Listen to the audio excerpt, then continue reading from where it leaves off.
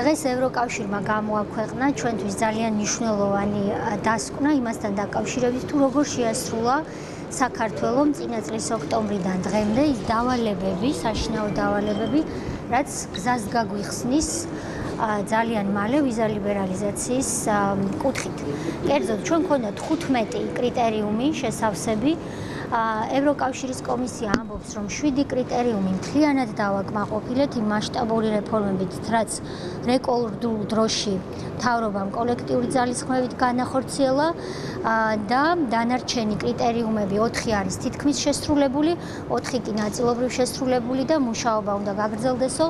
თქვა კომისიამ და მე კი მზად ვარო, ესეც დასძინა, რომ მომავალი ანგარიში უფრო მალე გავაკეთო, ვიდრე ეს არის წესებით დადგენილიო. მე მინდა ყველას მივულოცო ეს დიდი გამარჯვება იმ რეფორმების აღიარება, რაც რეკორდულ დროში განხორციელდა და მზაობა გამოვთქვა ჩვენი სამინისტროს სახელით, რომ მუშაობა გაგრძელდება, ქვეყანა მივიყვანოთ ვიზა ლიბერალიზაციის საბოლოო წარმატებამდე. სამი პირის მიერ ხელმოწერილი წერილი მოწმობს ერთ ძალიან მარტივ რამეს, რომ ჩვენ ყველა ვმუშაობთ საქართველოს წარმატებისთვის, სადაც არ უნდა იყოს ჩვენი ადგილი თუ სამუშაო სივრცე.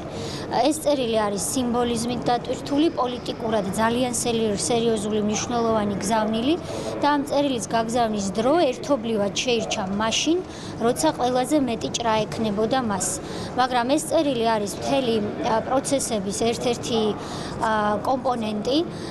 ჩვენ თითოეულ მინისტრს ინდივიდუალურ რეჟიმში გქონდა წევრ სახელმწიფოებში ვიზიტები, ჩვენ მუშაობდით ექსპერტულ დონეზე, მუშაობდით პოლიტიკურ დონეზე და სწორედ ამის შედეგი იყო დღესდილით გამოქვეყნებული პოზიტიური ტექნიკური შეფასება.